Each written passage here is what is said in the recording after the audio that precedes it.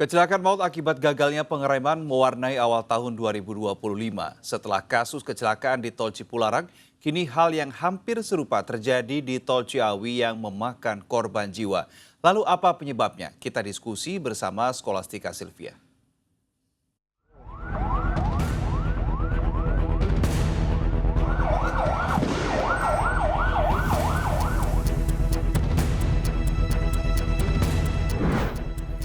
Tahun 2025 baru lewat 1 bulan, tapi kecelakaan maut sudah kembali mewarnai deretan tragedi yang terjadi di negeri ini. Kali ini terjadi di gerbang Tol Ciawi, ada 8 nyawa yang melayang. Diduga penyebabnya lagi-lagi akibat remblong. Kita diskusi. Hening malam mendadak mencekam. Video amatir merekam beberapa saat setelah tabrakan maut terjadi di gerbang Tol Ciawi 2 Bogor Selasa tengah malam. Api berkobar melumat kendaraan yang ringsek tak berbentuk. Berulang kali terdengar suara ledakan. Kecelakaan beruntun bermula saat truk bermuatan galon mengalami remblong hingga menghantam 5 kendaraan lain yang sedang antri membayar tol. Gerbang tol yang luluh lantah menjadi saksi betapa kerasnya benturan. Korban berjatuhan 8 dilaporkan tewas dan 6 diantaranya adalah penumpang mobil. 11 lainnya juga dirawat akibat luka-luka dan begini kesaksian salah satu korban yang selamat, namun ia kehilangan suaminya dalam kecelakaan naas itu. Suara dulu atau tanda lah? Jadi kayak langsung gitu Pak, nggak ada tanda-tanda kayak gimana, nggak ada sama sekali. Jadi ibu pada saat mobil di gerbang tol itu sempat nunggu dulu, kenapa? Iya. Kenapa? Pan itolnya nggak bisa kebuka, Pak. Itolnya siapa? Suami saya. Oh.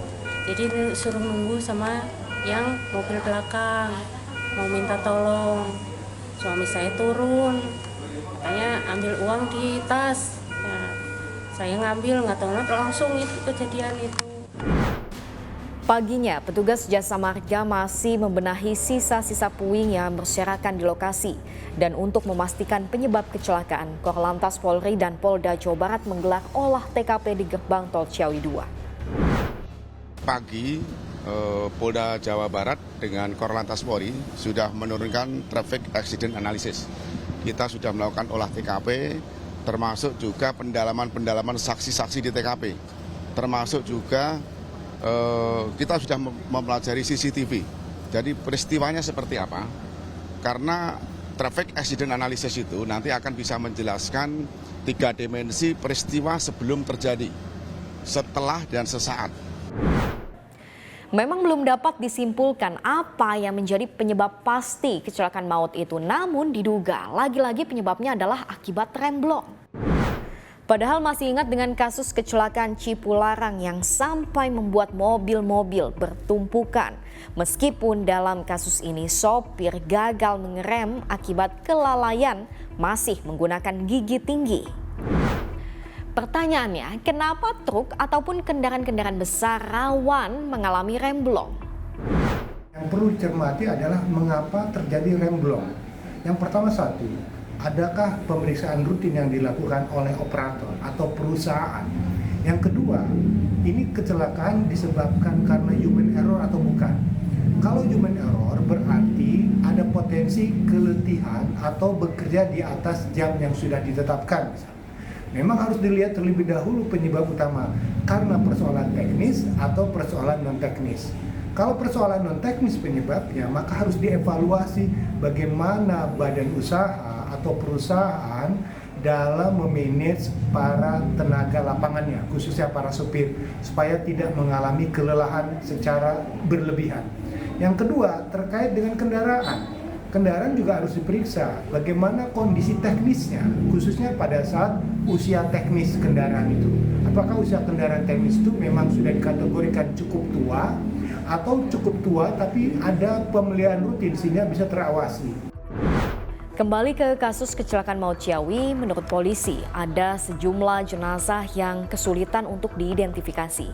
Keluarga korban diimbau untuk segera mendatangi layanan pos antemortem di RSUD Ciawi.